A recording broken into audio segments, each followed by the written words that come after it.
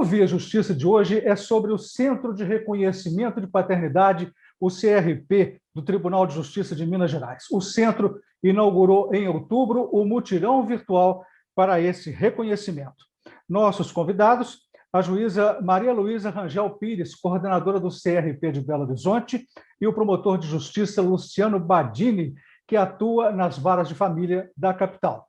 Numa parceria da TV Assembleia com a Magis, a Associação dos Magistrados Mineiros, o Via Justiça está começando. Eu começo perguntando para a senhora, doutora Maria Luísa, como que foi a experiência, né, do primeiro mutirão virtual de reconhecimento da paternidade em Minas Gerais? Olha, Carlos, assim, eu diria que nada substitui o olho no olho, né? O presencial tem o seu diferencial. Mas estamos numa pandemia, né? E a gente precisava seguir com os nossos mutirões, que sempre foram muito proveitosos. Então, a ideia do formato virtual veio em razão dela. E com os ajustes, o mutirão foi muito proveitoso, teve um volume de procura maior até do que o presencial, e a gente conseguiu, sim, com um grande esforço, fazer, né, em um único dia, várias audiências, foram 60 e poucas audiências feitas num dia só, o volume de inscrição foram mais de 350 inscrições, mas como a gente não tinha como fazer tantas audiências virtuais ao mesmo tempo, né, a gente só tinha 6 máquinas, 6 pessoas, foi um formato inicial ainda, a gente conseguiu fazer 60 e está fazendo o resto agora durante, né, a semana. Mas foi muito, muito, muito bacana, valeu muito a pena. Doutor Luciano, como que o Ministério Público vê esse mutirão virtual, primeiro mutirão virtual? Bom, Carlos, eu acho que é um trabalho fantástico. Inclusive, recentemente, estive lá com a doutora Maria Luísa para conhecer a estrutura física, né, do CRP, e é um trabalho que alegra todos nós, é um trabalho fantástico desenvolvido pelo Tribunal de Justiça, pela doutora Maria Luísa especialmente, com a sua dedicação ímpar, e a gente só pode enaltecer que esse trabalho merece ser levado, não só aqui para Minas, mas para o país como um todo, porque é um trabalho absolutamente fantástico de reconhecimento voluntário de paternidade, baseado naturalmente numa prova pericial que já é disponibilizada pelo Estado, pelo próprio tribunal, gratuitamente às partes. Doutora Maria Luísa, a iniciativa foi motivada pela Covid-19, mas a senhora acha que essa forma ela veio para ficar? Olha, eu diria assim, até me perguntaram isso no dia do mutirão. Funcionou muito bem, a gente conseguiu fazer, né, os reconhecimentos, o modelo virtual funciona na prática. A grande diferença para o nosso projeto de fazer presencial e de fazer virtual é que quando a gente faz os mutirões presenciais, o exame de DNA é coletado no mesmo momento. Então, as pessoas vão, o laboratório está lá e a coleta é feita naquele momento. No modelo virtual, a gente fez os reconhecimentos, né? Enfim, fez a audiência, a gente ouviu, e houve o agendamento do DNA. Para a data próxima, houve, mas as partes tiveram, né, que ir a um laboratório para fazer essa coleta. Então, a nossa ideia é, assim que a pandemia terminar, a gente volta, em caso de mutirão, para o formato presencial. A gente pode continuar fazendo audiências virtuais para quem tem uma dificuldade ou tenha outra, mas em termos de mutirão, do reconhecimento de paternidade, especificamente por causa do DNA, o modelo presencial é mais rápido, né? Vamos dizer assim, para as partes ele é mais benéfico. Então, a gente retomaria, sim, o modelo presencial. Doutor Luciano, eu gostaria que o senhor falasse um pouco sobre a evolução da investigação de paternidade no Brasil, né? Antes do exame de DNA, agora com o CRP. Essa diferença, essa evolução, como é que foi esse caminhar? Bom, Carlos, eu tenho uma reflexão sobre isso, que é a seguinte: eu me recordo muito ainda como promotor em início de carreira, e talvez a doutora Maria Luísa também se recorde. As ações investigatórias de paternidade, elas eram lastreadas basicamente ou baseadas, a prova era uma prova oral, eram depoimentos pessoais e prova testemunhal. O fato é que eram processos muito longos. O DNA, há 20 anos, por exemplo, ele era extremamente caro. Raramente as partes tinham condição de custear esse exame de DNA. Era inacessível, né? Não é? Era inacessível. Então, a prova era oral. Então, nós tínhamos um processo que era um processo longo, baseado em prova oral, E tinha uma consequência, não sei se a doutora Maria concorda, mas é o que eu percebia na prática. Ainda que houvesse a procedência da ação investigatória, não havia por parte do suposto pai, não raro, o convencimento da paternidade. Então, a consequência da ação de investigação de paternidade à época é que você tinha um reconhecimento formal da paternidade, os seus efeitos patrimoniais ou financeiros, a fixação de alimentos que eram pagos, mas o vínculo entre pai e filho ele não era resgatado, porque não havia certeza da paternidade. Com o exame de DNA, acredito eu, tudo tenha mudado, e a doutora Maria Luísa é a pessoa mais habilitada para falar sobre isso, mas com o reconhecimento, com a popularização do exame de DNA, acho que houve uma guinada sensível nesse cenário. O DNA é gratuito, doutora Maria Luísa? Sim, é gratuito para quem não pode. Lá no CRP é o seguinte, a gente atende o público adulto também, mas vou falar do que é o nosso carro-chefe, que são os bebês recém-nascidos. Toda criança que nasce em Belo Horizonte, que a mãe vai ao cartório fazer o registro ou faz na maternidade, cujo registro não tem um pai declarado, né, não tem uma paternidade firmada, a mãe, naquele momento, já assina uma declaração no cartório dizendo quem é o suposto pai, ou que ela não sabe quem é, ou que ela não quer declarar. O cartório abre um procedimento automaticamente lá para a gente, no CRP, e a nossa atuação começa aí. Se esse suposto pai é declarado, a gente chama o suposto pai ao CRP e oferece o exame de DNA para que essa paternidade seja estabelecida. De um modo geral, isso funciona muito bem, porque a gente diz para ele, olha, melhor resolver isso aqui, você já faz, já tira essa dúvida, do que você ir para um processo, às vezes ficar revendo um processo e continuar com essa incerteza que o doutor Luciano disse, e ter uma paternidade declarada formalmente, sem ter certeza se é pai ou não, né? E para aqueles casos em que a mãe não declara, não quero declarar, eu não sei quem é, a gente chama o CRP só a mãe, e aí entra o nosso trabalho de convencimento para essa mulher da importância desse filho ter um pai, né? Porque às vezes ela não quer falar, está magoada, enfim. E aí entra esse trabalho de convencimento sobre a importância dessa paternidade. Esse é o nosso, vamos dizer assim, o nosso trabalho principal. Tem N outras vertentes que a gente trabalha no CRP, mas esse é o principal. Sobre a importância do reconhecimento da paternidade, doutor Luciano, como que isso está na Constituição? Qual que é a legislação que garante esse reconhecimento?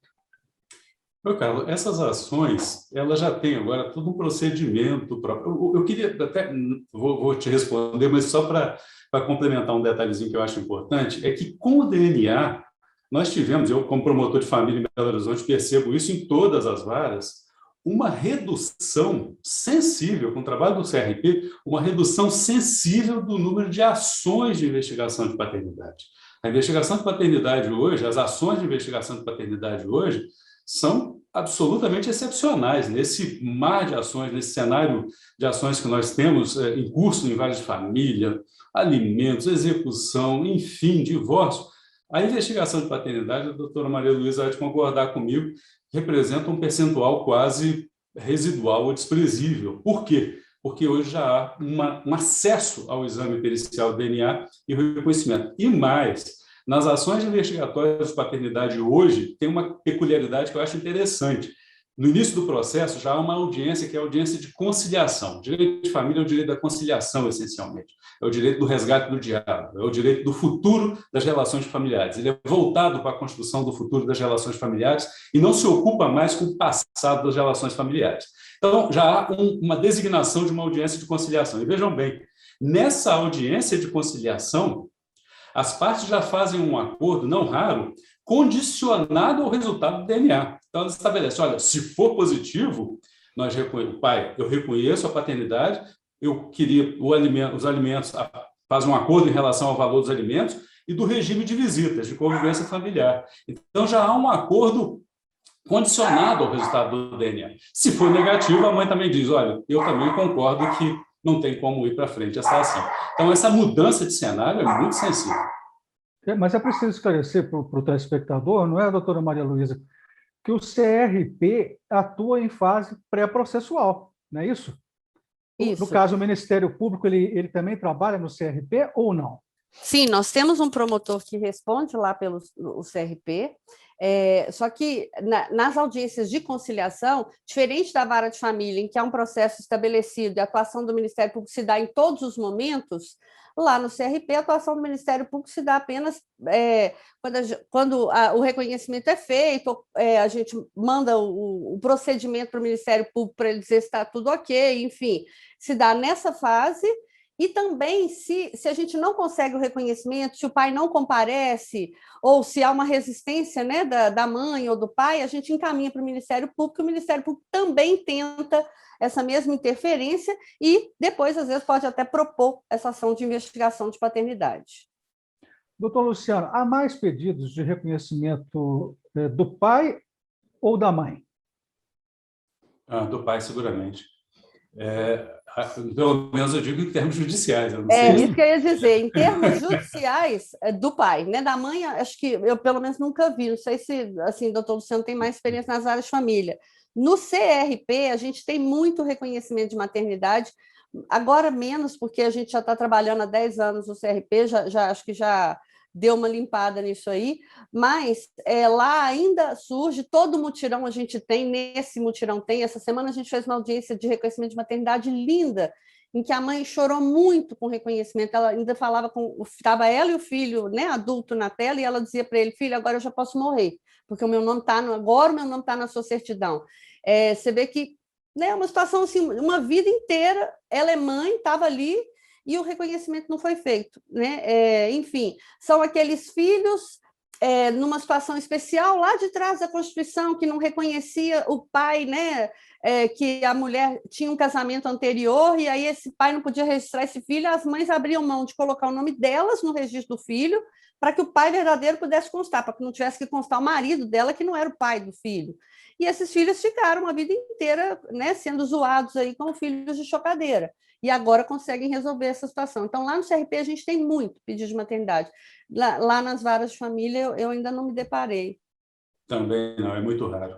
Então, realmente, assim, é uma investigatória movida em relação ao pai mesmo, e eu acho que esse a prova de DNA hoje, Carlos, ela não tem um questionamento. Quer dizer, é evidente que não tem prova absoluta, é evidente que você pode produzir uma outra prova. Eu tenho convicção que no CRP há diversos casos, acredito que haja casos, em que essa prova, inclusive, ela pode ser feita e depois até desmistificar uma realidade que a família acreditava ser a verdade, né? Quer dizer, uma prova de DNA hoje ela sinaliza que aquela relação familiar ou aquela imagem ou aquela ideia que havia daquele vínculo familiar não era o verdadeiro. A doutora Maria Luísa deve ter várias hipóteses nesse sentido. Então, assim, acho que o exame de DNA ele trouxe uma certeza científica da paternidade e a consequência dessa certeza científica é que há um estreitamento dos laços. Se houver o reconhecimento, olha, eu sou o pai. Normalmente, é o que eu vejo, né? Isso aí é empírico, né? Não tem nenhum conteúdo aqui,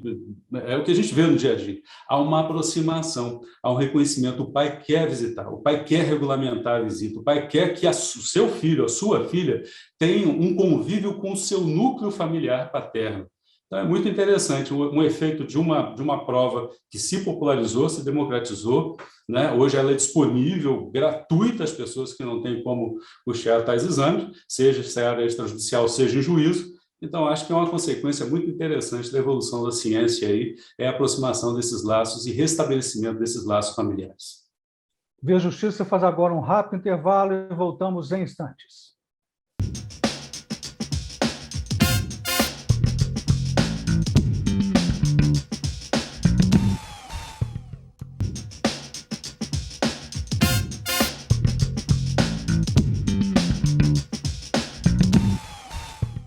Estamos de volta com Via Justiça. Hoje nós estamos falando sobre o CRP, o Centro de Reconhecimento de Paternidade do Tribunal de Justiça de Minas Gerais. E participando conosco, a juíza Maria Luísa Rangel Pires, coordenadora do CRP aqui de Belo Horizonte, e o promotor de justiça Luciano Badini, promotor de família aqui na capital. Pergunto para a senhora, doutora Maria Luísa Rangel, quais são os casos mais emblemáticos que a senhora viu até hoje em termos de reconhecimento de paternidade? Nossa, em tanto tempo de CRP, são tantas histórias, mas eu vou aqui puxando, até para ilustrar bem essa questão que o doutor Luciano falou, sobre a prova científica, né, que é irrefutável, né? Não se discute mais, saindo daquele passado em que ficava aquela... Traz uma testemunha para dizer que namorava, que não namorava, e quem é que pode saber se namorava só esse, se não namorava, aquela, né, aquela história complicada. E hoje a gente tem aí a questão científica. A gente fez um atendimento no CRP numa ocasião em que uma senhora de idade foi buscar, ela foi com 5 filhas, 4 filhas não tinham registro no nome do pai e uma filha tinha, o pai já tinha falecido. Só uma filha era registrada no nome do pai. Segundo essa senhora, as outras filhas não eram porque o marido dela trabalhava viajando. Toda vez que uma filha nascia, ele não estava em casa, e aí ela fazia o registro sozinho, e quando ele voltava, ficava de resolver, e nunca resolveu. E cresceram assim, né? Pessoal simples, do interior, de roça e tal, cresceram assim e foram ficando. Vendo uma chamada sobre o CRP, elas resolveram ir ao CRP para regularizar essa situação. A gente faz no CRP também, havendo concordância de todos os herdeiros, o exame de DNA por reconstrução, né? Aquele que você faz não usando o material biológico do suposto pai, mas de parentes do suposto pai. Pois bem, ok, vamos fazer a reconstrução. Usamos como perfil para fazer a reconstrução a filha que era registrada. Tudo certo. Quando chegaram os resultados dos 4 exames de DNA das filhas, os 4 resultados vieram negativos. Falei, peraí, como assim? 4? Claro que não iam ser as 4 filhas que não eram filhas daquele homem, tinha uma coisa estranha nessa história. A única possibilidade que me passou na cabeça, e também não posso pensar em erro, porque tem prova contra prova, e além disso, eram 4 exames, os 4 são análises diferentes, né? A única opção que me passou pela cabeça é que a filha que forneceu material genético não fosse filha daquele homem. Falei, bom, só pode ser isso. Chamei a senhora para conversar de forma reservada, com muito jeito, fui caminhando. Ela negou de pés juntos, falou que não, que o único homem que ela teve na vida dela foi o marido, nem era marido, era companheiro. Ia lá, não, o único homem que me visitava era ele, não tinha outro. Negou. Eu falei, minha senhora, não teve jeito. O que eu fiz? Perguntei se o falecido tinha outros parentes que pudessem fornecer o material genético para que a gente repetisse esses exames. Ela disse, tem. A gente trouxe, então, esses parentes, acho que foram irmãos dele, 2 irmãos, e a gente repetiu os 4 exames de DNA usando o material genético de outros familiares, e não daquela suposta filha, né? A filha registrada. Os 4 DNAs vieram positivos.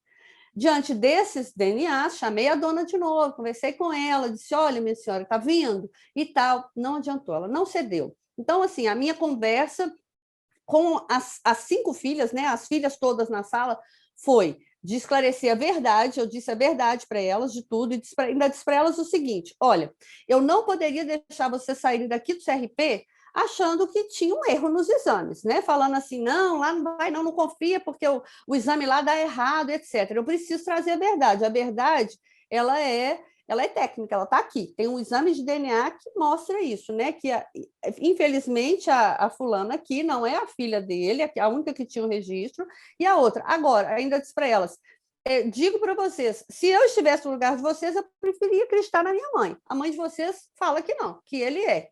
Então, e até porque isso não muda absolutamente nada. Elas entenderam, claro que houve ali um burburinho, uma chegou até a sussurrar assim, bem que falavam isso. Uma chegou até a sussurrar isso, sabe? Enfim, mas a gente contornou a situação. Mas eu acho que o exemplo ilustra bem como é que essa questão do DNA é precisa, não tem jeito, é isso.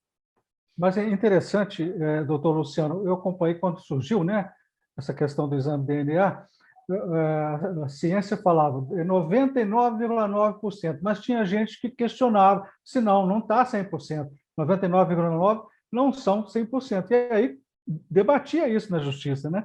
O senhor lembra disso? Eu me recordo disso, havia até uma discussão, ainda queria se produzir prova, enfim, até se produzia, sabe, Carlos? Porque, naturalmente, como tem esse 0,00 aí, naturalmente, essas provas eram deferidas e eram produzidas. Mas eram provas que não conseguiam enfraquecer a qualidade da prova técnica produzida.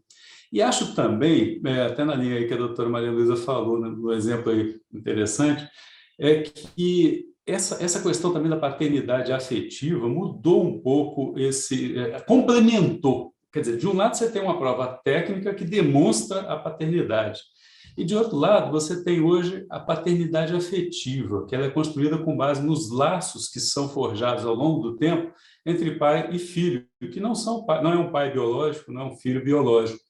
Então, o direito de família hoje, naturalmente, ele preserva a questão da paternidade biológica, né? Enaltece a paternidade biológica, mas da mesma forma, a paternidade afetiva, que ela não vem dos laços sanguíneos, mas ela vem dos laços de afetividade que são construídos ao longo do tempo e consolidados ao longo do tempo. E não existe hoje no direito brasileiro nenhuma hierarquia entre esse tipo de paternidade. Antes, pelo contrário, há uma possibilidade, no recente voto até do ministro Luiz Fux, brilhante, aliás, que ele defende esse posicionamento, e eu acho que hoje é pacificado, que há a possibilidade, naturalmente, de se constar a dupla paternidade no registro de nascimento. Então, uma criança hoje pode ter um pai biológico e pode ter um pai afetivo registrados em seu assento de nascimento, sem nenhum problema, não há nenhuma hierarquia entre esse tipo de paternidade. Doutora Maria Luísa, e existe até um provimento, né, do CNJ que autoriza esse reconhecimento. Hoje, a paternidade socioafetiva, né, essa paternidade do coração, eu chamo de paternidade do coração, eu já vi, por exemplo, situações em que padrasto e pai convivem de uma forma muito harmoniosa. Os dois sabem o papel que cada um exerce, né? Porque o padrasto é o que convive com a rotina diária do filho daquele pai. É o que o menino está com febre, acode, leva no médico, busca na escola e tal. Então, eu já vi situações em que o pai concorda com a paternidade afetiva, porque tem uns que não concordam, né? Enfim. Agora, tem uns que concordam. E hoje é plenamente possível que, havendo a concordância do pai biológico, as partes possam ir diretamente ao cartório e o reconhecimento dessa paternidade socioafetiva seja feita diretamente no cartório. Ela não precisa nem de passar por uma ação judicial. Eles podem ir ao cartório, o pai socioafetivo declarar essa paternidade com a concordância do pai biológico. Eles têm que levar lá algumas provas para mostrar que um lastro qualquer para mostrar essa paternidade, né, afetiva, mas é perfeitamente possível de fazer. E esse filho, então, fica com dois pais, e nem há uma discriminação na certidão de nascimento dele, de um biológico e de outro. Como bem lembrou o doutor Luciano, são pais e ponto, não faz diferença. A categoria de pai não faz a menor diferença. Doutor Luciano, a questão psicológica, por exemplo, o pai que não aceita a situação, né, de ir à justiça, mas aí chega lá e vê, ele é o pai. Emocionalmente, como que é a reação? Olha, eu acho que hoje, assim, eu sempre, a doutora Maria Luísa me ouve muito falar isso em audiências, né? O direito de família hoje, ele é um direito que ele tem um foco no futuro das relações familiares. Eu me lembro, saindo um pouquinho da investigatória, indo para divórcio, me lembro que antes de 2010, né, nós tínhamos, assim, nas ações de divórcio, por exemplo, era um palco para a divergência das partes. Quer dizer, um dizia que o outro tinha uma relação prejudicial ao matrimônio, o outro dizia que o outro tinha várias relações extraconjugais. Quer dizer, você chegava numa audiência de divórcio, havia uma exposição da intimidade das relações familiares. Esse era o fato. E as partes tinham que expor efetivamente as suas intimidades, porque elas tinham que comprovar quem deu culpa, quem foi o responsável pelo fim do vínculo, e havia, em razão disso, algumas consequências jurídicas. Hoje, isso não existe mais. O direito de família é um direito que consagra um princípio, um primado, que é um princípio da mínima intervenção do Estado nas relações familiares, Carlos. Não cabe ao Estado apurar por que o relacionamento chegou ao fim. Deve o Estado, sim, fomentar o consenso, a construção de uma nova relação com foco no futuro. É o que a gente faz todos os dias em várias famílias. O passado das relações familiares não tem maior relevância para o direito hoje, não tem maior relevância para o Ministério Público, para o Poder Judiciário. O que tem relevância é que as partes tenham a sabedoria de construir um acordo para orientar a sua nova relação, esse novo vínculo familiar, esse novo relacionamento familiar, a reconstrução de uma relação familiar que vai continuar a existir. Sempre dizemos isso, né, doutora Maria Luísa? A família daquela criança é o pai e a mãe, apesar deles terem cada um procurado o seu rumo e conferido novos rumos à sua vida e construído novos relacionamentos. Mas esse é o direito de família de hoje. Não é um direito de família que tem um foco no passado, é um direito de família que tem o seu farol no futuro das relações familiares. Nós estamos chegando ao final do programa, nós vamos partir para as considerações finais, Lembrando que o CRP, o Centro de Reconhecimento de Paternidade, do TJMG, está completando 10 anos, e eu gostaria que a senhora falasse um pouquinho sobre esses 10 anos, doutora Maria Luísa, e as perspectivas para frente, esclarecendo uma dúvida. Para poder reconhecer paternidade, tem que passar necessariamente primeiro pelo CRP ou pode ir direto entrar com uma ação na vara de família? Não, não é que tem que passar pelo CRP, não, mas é recomendável, né? Porque para que eu vou ter que constituir um advogado, entrar num processo, numa disputa judicial, né? Criar uma situação de lítio, se eu posso resolver isso por um caminho. No CRP, você pode resolver isso em 2 meses, por exemplo. O exame de DNA é feito, com 30 dias está pronto. Um processo judicial vai demorar 1 ano, 2 anos, 3 anos, enfim. Né? Ainda cabe recurso. Então, se eu posso resolver pelo caminho, como bem lembrou o doutor Luciano, né, pelo caminho do consenso, para que eu vou resolver pelo caminho do conflito? Né? Pior. Para essas considerações finais, só quero dizer que nesses 10 anos foram mais de 16 mil reconhecimentos feitos no CRP, então um número bastante significativo, e que, felizmente, a gente iniciou antes da pandemia, a expansão do CRP era assim, um sonho meu, que esse projeto pudesse alcançar o estado inteiro, principalmente as regiões mais pobres, que precisam desse acesso mais facilitado ao exame de DNA. E a gente começou isso antes da pandemia, essa expansão, né, com Santa Luzia como um modelo de expansão, e a ideia era levar isso rápido para os outros lugares, mas aí veio a pandemia, esse projeto ficou um pouquinho parado, mas o CRP é um projeto da Terceira Vice que retomou agora a expansão e que vai colocar em todas as comarcas de uma vez só. Vai chegar o estado inteiro, vai ter um centro de reconhecimento de paternidade agora para que esse trabalho possa ser levado para todo mundo. Considerações finais do senhor, doutor Luciano? Bom, mais uma vez agradecendo a oportunidade, né, de participar, dizer, olha, é um projeto fantástico e esse é um novo direito de família, é isso que eu queria deixar claro aqui. Que aqueles que nos assistem saibam, esse direito de família de hoje é um direito de família com foco no futuro da relação familiar. Não cabe mais aquela discussão ou fomento ao litígio.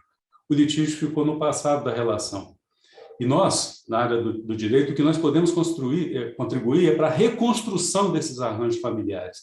E quando há um projeto como esse, em que há uma disponibilização do acesso à população de prova técnica de qualidade confiável, essa prova técnica permite que haja um reconhecimento voluntário da paternidade e que esses laços sejam estreitados. Então, acho que é um projeto extremamente interessante porque ele prioriza ou tem um foco num princípio que eu acho um princípio essencial de vida e do direito, que é o princípio e o direito à felicidade. Muito obrigado pelas participações. O Via Justiça de hoje termina aqui. Nós conversamos com a juíza Maria Luísa Rangel Pires, coordenadora do Centro de Reconhecimento da Paternidade de Belo Horizonte, e com o promotor de família aqui da capital, Luciano Badini. O Via Justiça é uma parceria da TV Assembleia com a MAGES, Associação dos Magistrados Mineiros. Você, querendo comunicar com a gente, anote aí o nosso e-mail para contato, viajustiça@mages.com.br, e não se esqueça, acompanhe a gente também pelas redes sociais da MAGES. Obrigado pela audiência. Até o nosso próximo encontro.